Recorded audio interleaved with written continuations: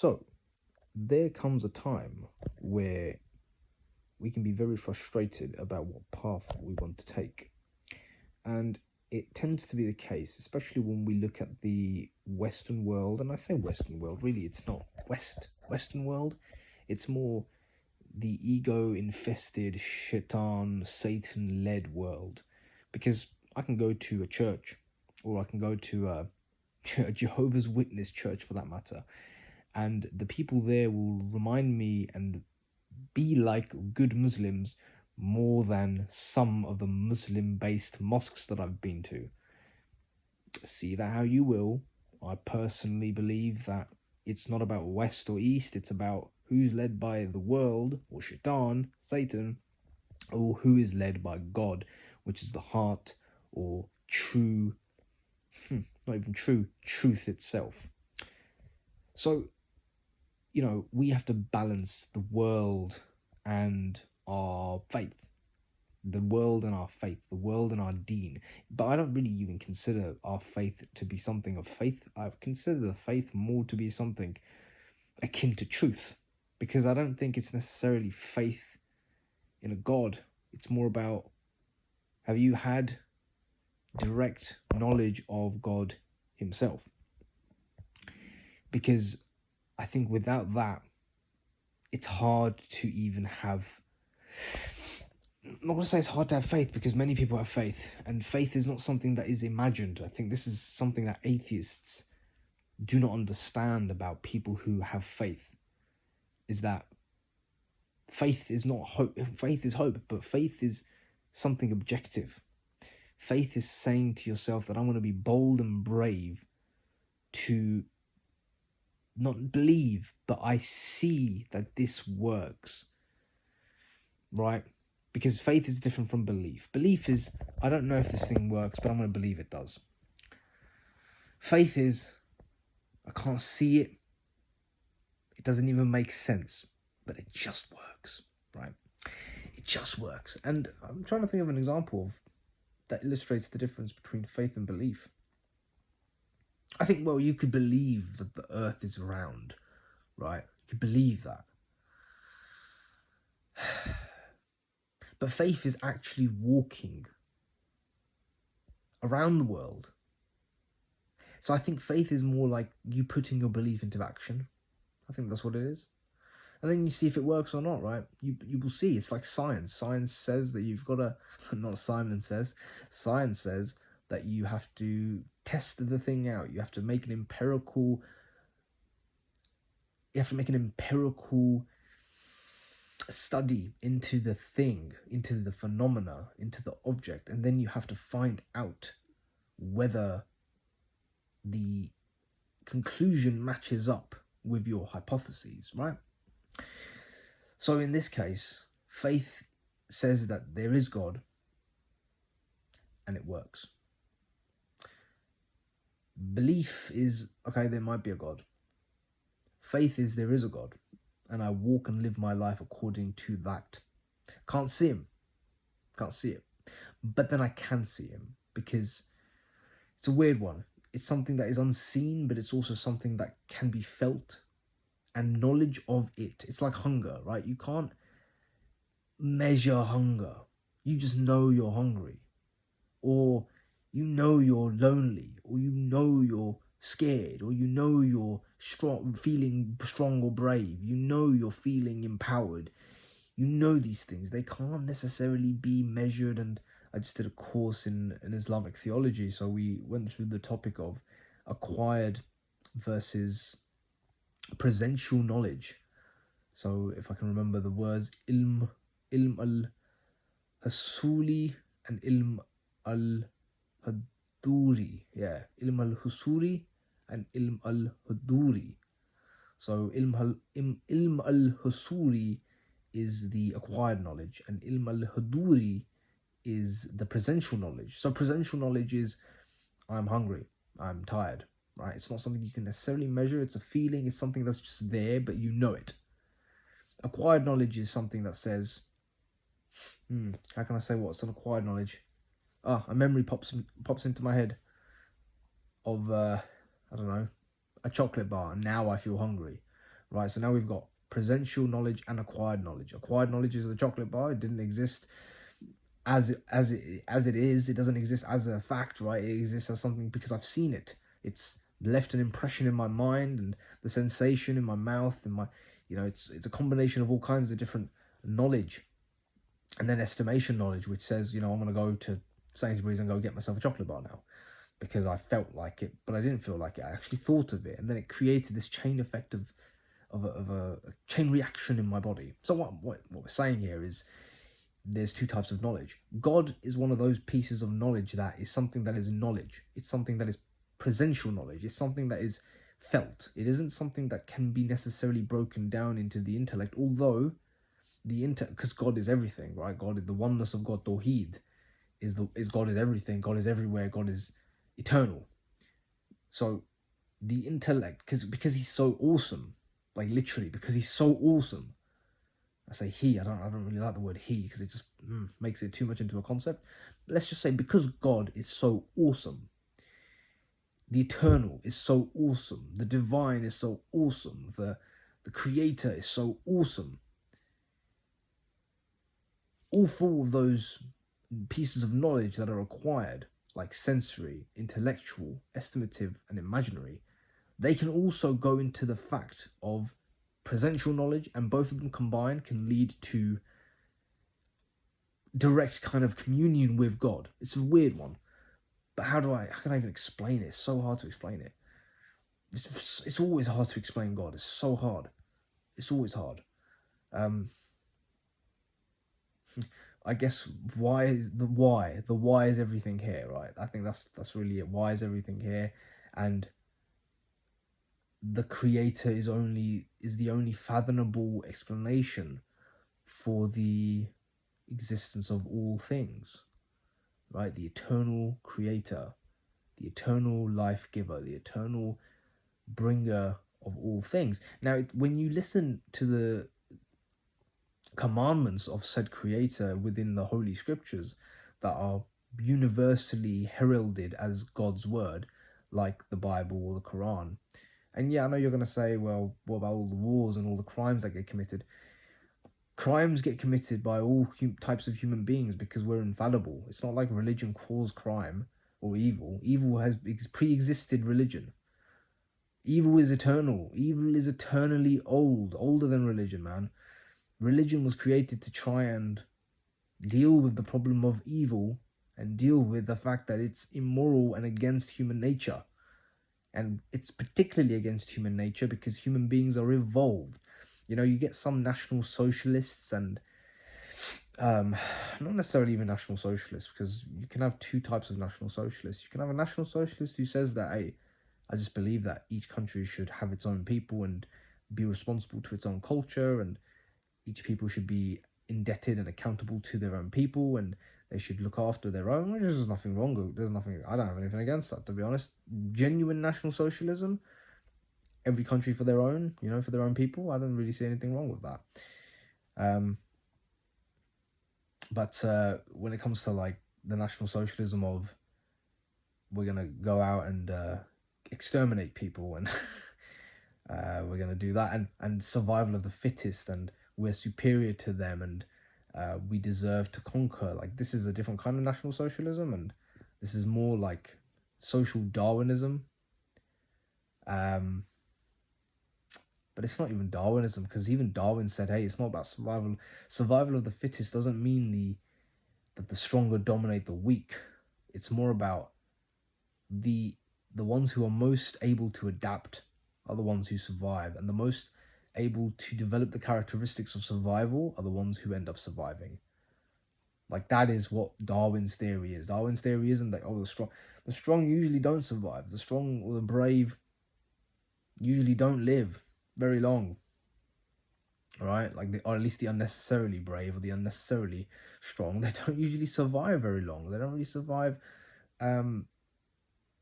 too much, right? They don't survive to the degree that, say, somebody who's playing the game a little bit longer will survive, right? Again, that's not an excuse not to go out and play the game, or not an excuse to go be brave. There's times that you do have to, and there's times that you have to go out there and there's definitely times out there where you have to be brave, right? I think personally, you have to be brave to be even a human being. But what I wanted to leave on is I've spent 10 minutes speaking about God, and now I'm speaking about bravery. God, I've gone on a tangent. Well, anyway, hopefully you've enjoyed the discussion so far. But what I want to leave you with is, if you're stuck on your path, basically the lawgiver has written it out. It doesn't matter what area you're focused on that you're stuck on. It doesn't matter what area you're stuck on. Believe me when I say this. I'll say it one more time. It doesn't matter what area you're stuck on. You could be stuck on romance. You could be stuck on money. You could be even stuck on deen, right? Your religion. Like, well, how do I progress on the deen? How do I level up on the deen? Focus on good deeds, man. Seriously, like, if you're stuck in your profession, for example, focus on good deeds. Like, focus on good deeds. Focus on where can I do the most amount of good for the most amount of people. Ask yourself that question. Focus on that. Believe me, you'll get your answer.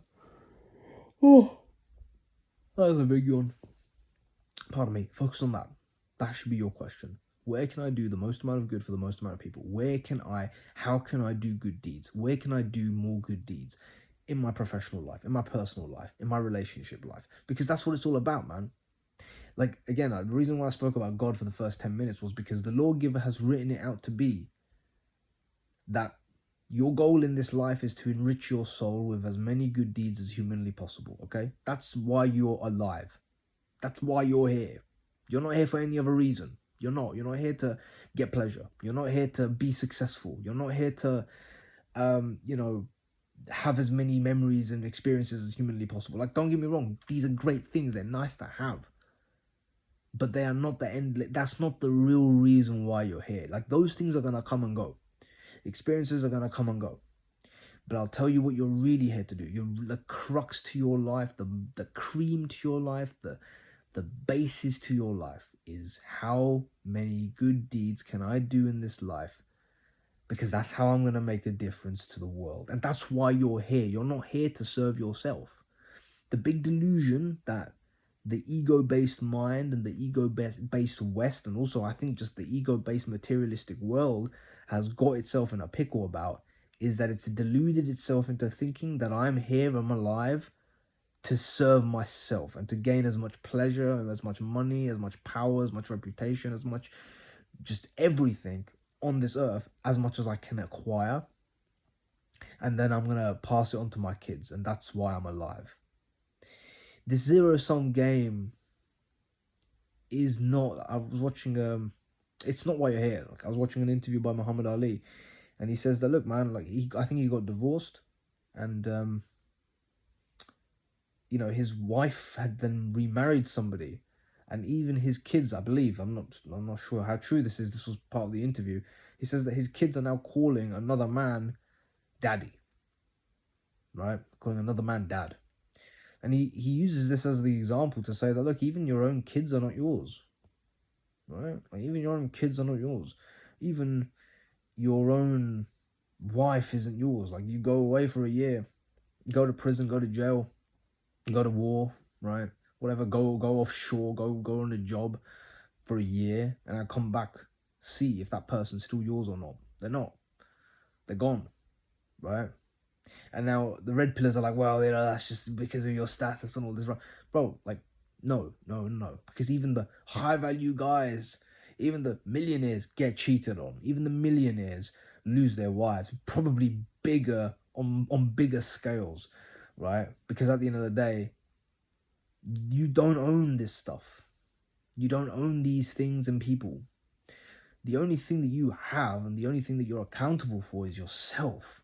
And that's the only thing that you can ever work on. That's the only thing that you can ever enrich.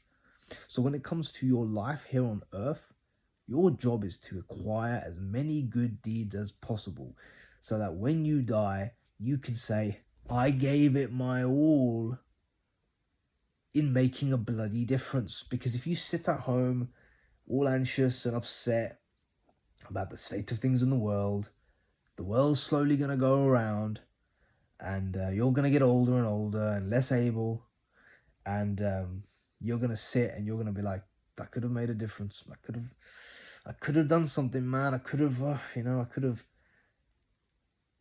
I could have been great, but not in the form of, I could have been great. I could have,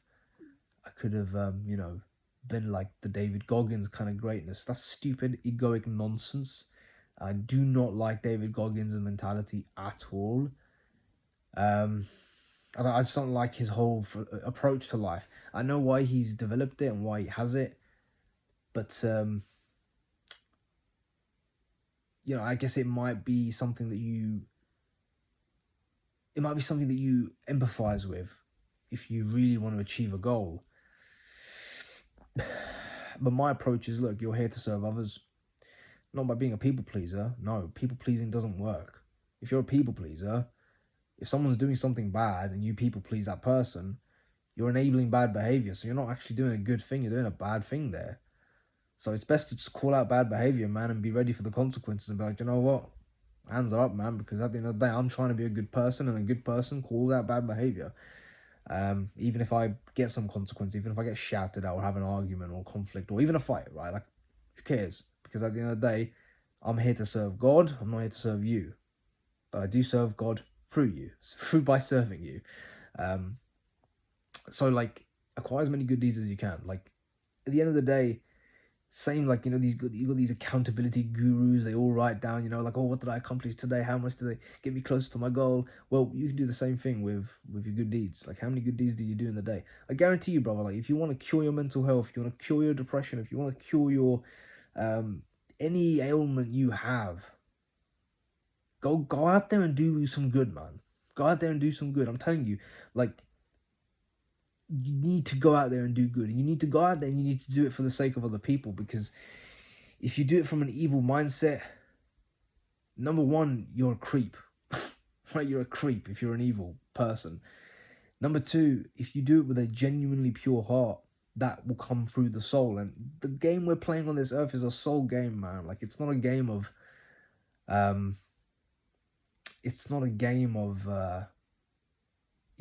materialism. It's a game of souls, man, and you got to play the soul game.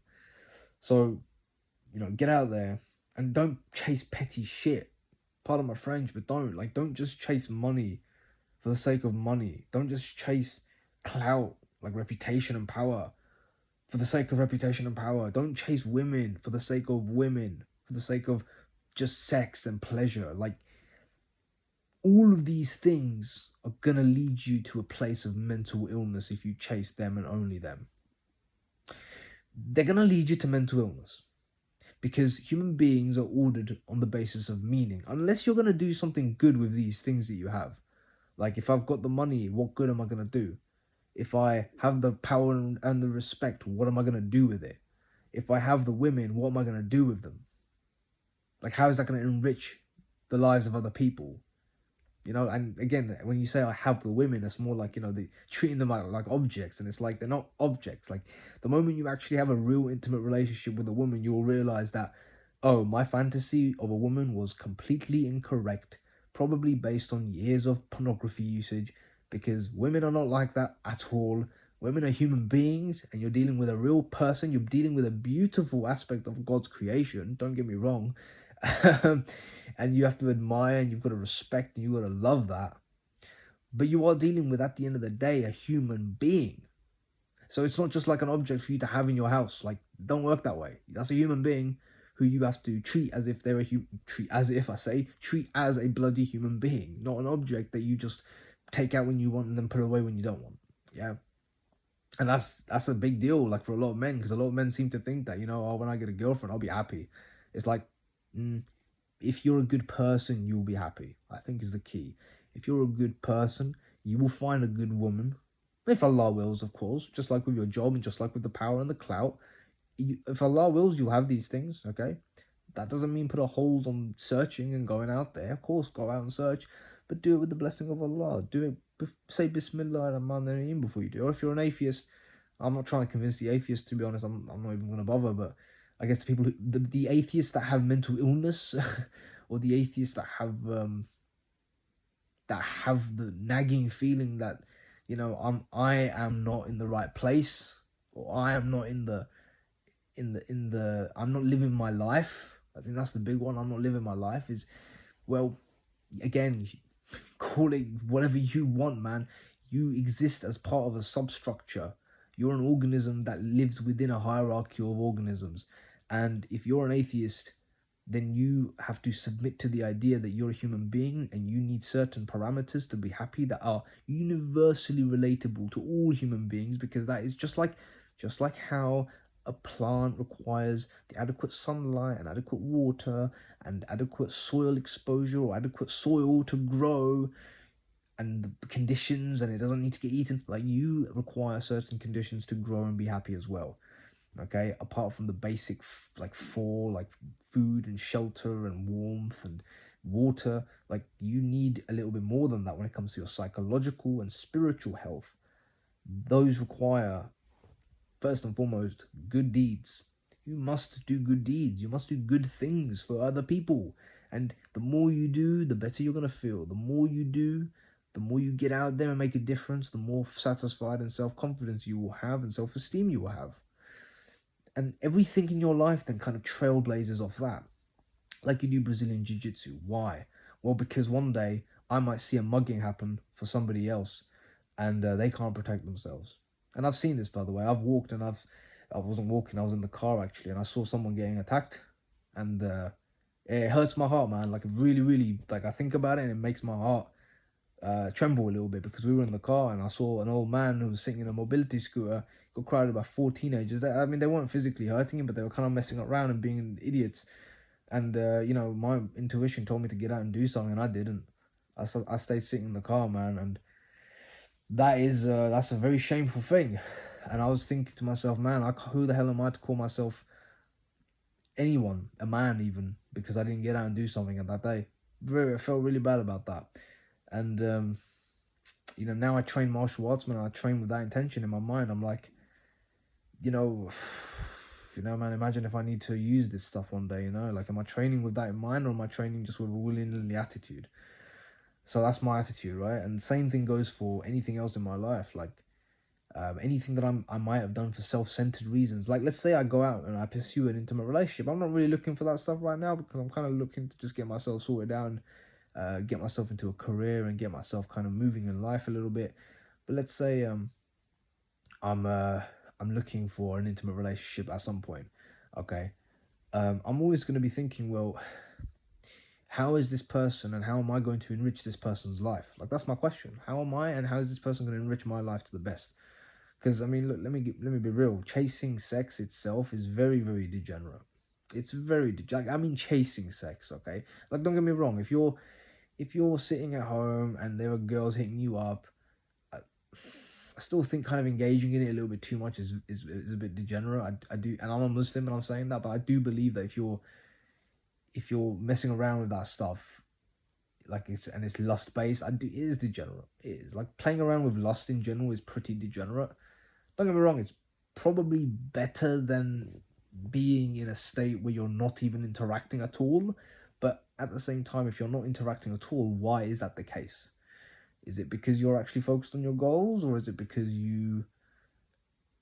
it probably should be that, and I'm going to leave it at that. You probably should not be interacting because you're focused on your goals, and you're focused on building yourself up, and you're focused on being a better man. And that's the only reason, really, why you shouldn't be dealing with that kind of stuff. But yeah, I don't want to overcomplicate it too much. Like, if you do go out and you want to look for an intimate relationship, you've always got to ask yourself, how am I going to enrich this person's life? How am I going to make their life better? And how is this person going to make my life better? That's it. Like, she's not the rock that's going to exist in your life. She's going to make your life better in every way possible, right? Like, she's going to make it so, like, when you have a partner, she's going to make your life so much better. So much better. She's going to help you be able to do more good in the world, right? If you put your minds together, you put your bodies together to create a new human being, wow, like, you can do a lot of good like that. But if you come at it with that attitude, you'll find that life will help you, because you're doing it out of service as opposed to out of selfishness. If you do things out of selfishness, you'll go straight to hell. Go straight to hell, man. I'm telling you right now. It says in the Quran that Shaitan comes to you through your desires.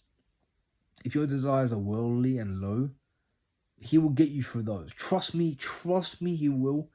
He will get you through those. And when I say get you, I mean take you off your worship, take you off your need and willingness, desire to do good deeds. He will take away from your state of purity, which is the most holiest of holy and the grandest of achievements that a man can ever achieve in this life, is being pure. If your purity is taken away, you've lost, brother. Like, don't get me wrong, you can become pure again, but it's long. It's long to become pure again. You got to do a lot of istighfars, man. You got to do a lot of prayers. You got to say sorry to God so many times, man. You got to take your eyes off all of those nasty stuff you were doing. And it's going to be a process, but alhamdulillah, God is so graceful and so merciful that He can and does restore you to your state and gets you to that place again that you were in. And alhamdulillah, that is the most wonderful thing possible in the world, because man, imagine if that wasn't the case, right? Imagine if you couldn't come back. Oh God, I'd be so screwed. I'd be so cooked, as the Gen Z people say. But anyway, look, I've spoken a lot, man. If you want to be happy, bro, do what I've said. You'll be happy. Take care.